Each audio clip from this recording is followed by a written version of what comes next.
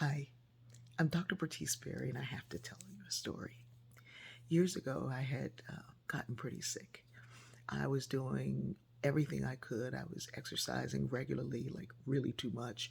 I was eating well and drinking well and doing all the things, all the water, all the everything. But I had gotten very, very sick, and I couldn't understand why. I was sitting on my porch contemplating all of this, and I looked over, and the sewage system of my house had backed up.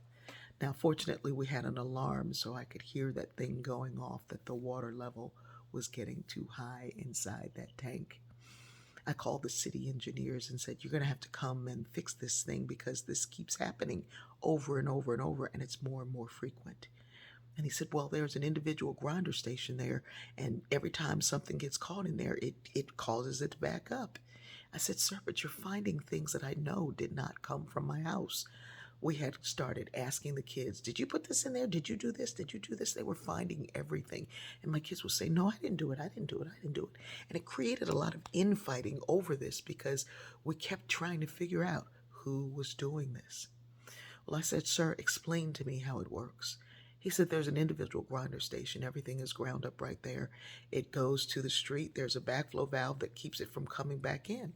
And I said, "Well, that's it. The backflow valve must be broken." He said, "You don't understand. You're not an engineer." I said, "No, I'm a sociologist. I taught statistics. I understand probability, and that's probably not my stuff." He didn't laugh. I said, "Send somebody over and dig this time. Don't just empty the tank. Try to find out the source of it." They sent one over. They started doing the work. They said they'd call me back, but they didn't. They left a note on the door. "Dr. Berry, we're so sorry. It's not that your backflow valve was broken. Somehow we didn't put one in." 40 houses in my development, and all the sewage from those houses was coming to my house. Now the backflow valve the alarm kept it from coming inside the house. When the alarm would go off, we'd call someone to come and fix it. And it kept it from coming in the house. But that the lack of a backflow valve was allowing everybody else's trash to come to me. Whenever that white truck would come down the road with the red light flashing, the neighbors would come out and go, "Y'all backed up again?" This time they fixed it, and the next day all the trucks in the city were on our street, but they weren't at my house. They were at everybody else's house. The neighbors came over and said, "What did you do? You did something. Your house is always a trouble house. You must have done something to cause our houses to be a mess." I said, "No, I didn't. I gave you back your stuff." In that second, the light came on for me, and I realized that I had been doing everything I could to keep my house well, but I was taking on everybody else's stuff. I was taking on their worries, their concerns, their miseries, the things that they hadn't done, that they couldn't get to. I would hold it up. I would literally tell people that I would hold them in my heart, and I was taking on their stuff. That day, I began to find ways to create a backflow valve for my spirit to allow me to feel for someone, but to not carry it, to send the things that I was filtering out into the world, into the universe, into the water that can carry it.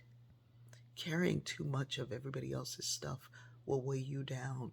And even though your house is cared for, you will hold the junk of everyone else. Last week, when I heard the news that I might be really, really sick, my children started calling and saying, "What can we do? Can we come?" And I started thinking, no, no, don't come. It's too much. It's too much. Don't come. Then we'll have to figure out this and we'll have to figure out that.